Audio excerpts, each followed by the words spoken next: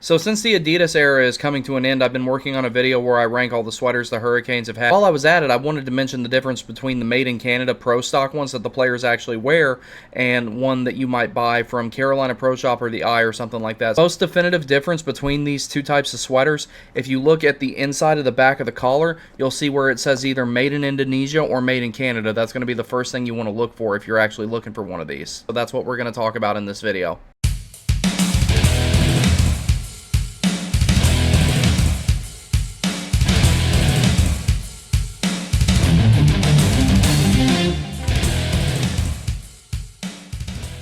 I was doing a video ranking all of the Hurricane sweaters with the Adidas era coming to an end, and that one's getting close to being done. In the meantime, I wanted to make a video talking about the differences between the actual Pro Stock made in Canada sweaters and the ones that you would buy like at the Eye or that you would buy from Fanatics or directly from Adidas, because there's actually a lot of big differences. I have several of the Pro Stock sweaters from the modern era. Starting off here, this is one of the Adidas practice ones. I've got 3 of these that are Pro Stock. I've got one black, one white, and this red one right here. And even with the practice sweaters, you notice that the material is a whole lot thicker on them than on the next one I'm going to show you, which is like one that I bought from the Eye that I got Justin Williams' name put on. But the biggest difference is to remember already, in the sleeves, it's a lot tighter around the bottom of the sleeve. I guess that's to help the elbow pad stay in place. It's got a little bit more room stitched into the elbow pad. Material around the shoulders is also a little bit more pronounced to allow for room for the shoulder pad. Now, the biggest thing that I noticed on these, I've never worn these without shoulder pads on because I typically wear these when I play pickup along with my marksman practice sweaters that I have. These are a lot tighter in the collar, and this doesn't just apply to the practice sweaters. The Adidas era, I've never bought a replica sweater like from Fanatics, and I probably never will buy a replica one again. If I'm going to spend the money, I'm going to get at minimum an authentic.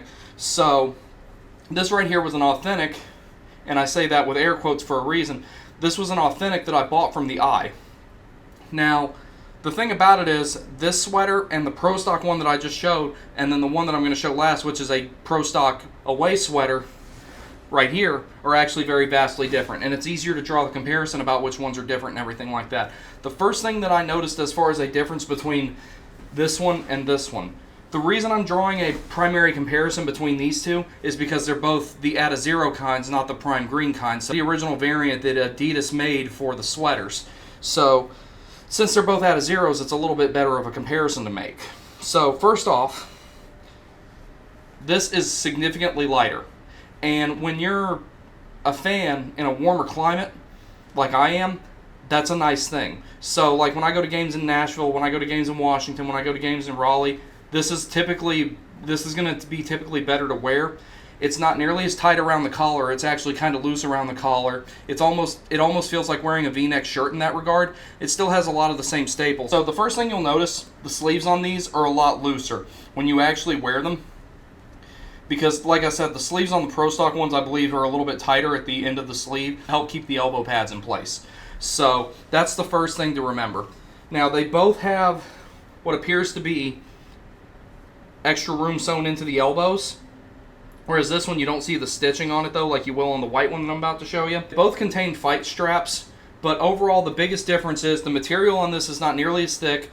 It's a lot looser in the collar. It's a lot more comfortable to wear if you're just, going to a game, hanging out and all that type of stuff. Pro Stock ones I have fit way tighter in the collar, but you wouldn't notice it. You don't notice it so much when you're actually playing. When you have shoulder pads on, it elevates up from the bottom of your neck. Comparing these two, you can almost tell a difference in the weight when they're still on the hangers. So a lot of the stuff about them is the same. The shoulder material in particular is significantly more thick on these, but it also appears to stretch a whole lot more. Way tighter in the collar. And so the Pro Stock ones, more than anything, they're not readily commercially available. You're not going to find them just about anywhere. So typically a lot of times you'll find them at, the yard sale, gear sales. You'll find them online at places like eBay and Sideline Swap. So when you go and you search for sweaters or jerseys, as most people call them, I prefer to refer to them as sweaters. One of the things that you'll find is a lot of them say MiC next to them. And you will notice a difference if you were to buy a Made in Canada one like this, how much different it is from the other one just because of the thickness of the material.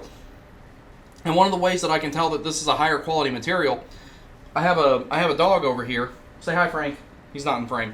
So I have a dog over here, and he's got a bunch of different breeds in him. He's got 7 different breeds. 3 of his breeds shed a lot. So whenever I hang up my Kotkaniemi one, for the sake of having it on the stream, I have to lint roll it a lot to get the dog hair off. This material appears to be a lot more durable, a lot more thick, which makes sense because it's being used in actual games normally. This one appears to be a lot more thick, a lot more durable, a lot higher quality. The dog hair did not stick to this one. If you have a chance to get your hands on one of these just for the sake of having it as a collector's item, like I said, this one is eventually I'm going to have Aho's name on. I love the white one. I know I'm in the minority on that, but I absolutely love this one. It's clean, it's simple, and all that type of stuff. One thing I did want to talk about with the Made in Canada ones in particular, if you get hot really easy, it's not going to be the most fun thing to wear on opening night when it's still warm. It's not going to be the most fun thing to wear to a playoff game. If you're going to a game in a cold climate, or if you're going to a game in the dead of winter, this is going to keep you warm, and you might not even need a hoodie underneath it or a coat over it or anything like that if you wear just this. I really like this one. I really value this one, so I more than likely would not wear it to a road game. If I wear this one at all, it's going to be at home. Like I said, Aho's name is going on this one.